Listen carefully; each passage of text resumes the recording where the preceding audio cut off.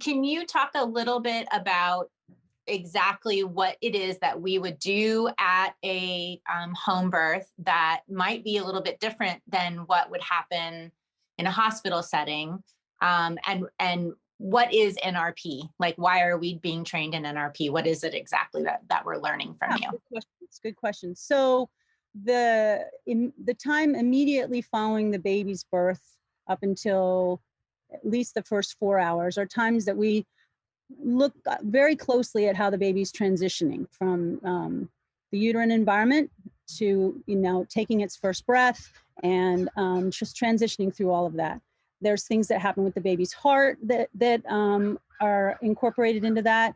And so we've learned that in our model, and we've been doing it for a long time this way, and now the medical model is just now coming around to adopting it, that keeping the baby and the mom together and keeping the cord intact is the key. It's the most important thing. And so we hopefully in our practice are talking to our clients about that process and how we're going to encourage that. We're going to encourage them to be involved in the process, whoever they choose to be involved, from their support team involved in the process.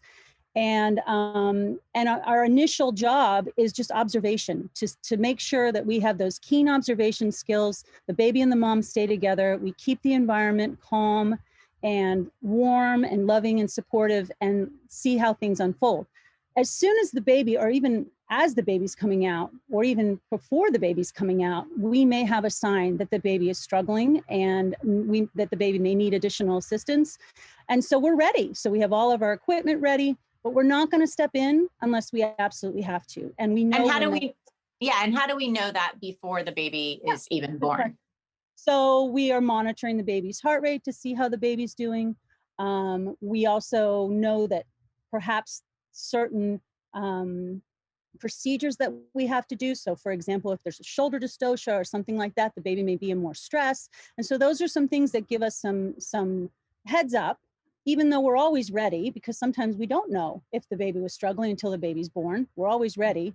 Right. But our initial steps are more observation. And so from my experience as a NICU nurse, and even most recently, I took some experience in the hospital as a midwife, we're still taking the baby away from the mother as soon as we see some of these signs. And the signs would be the tone of the baby is not very good. So when babies are first born, if they're term babies, they should be well flexed.